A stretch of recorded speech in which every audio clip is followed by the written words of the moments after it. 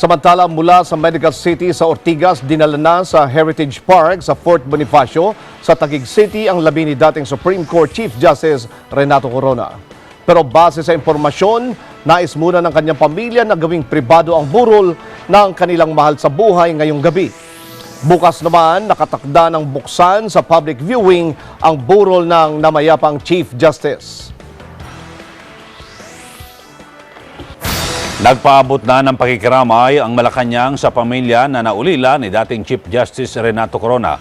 Sa isang statement na inilabas ni Presidential Communications Secretary Sonny Coloma, ipinarating ng palasyo ang pakikiramay sa pamilya Corona.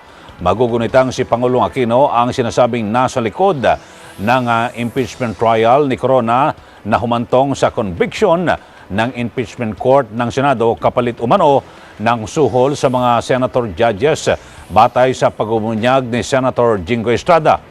Bukod sa salitang pakikiramay, wala nang ibang binanggit pa Malacanang tungkol sa pumanaw na dating punong maestrado.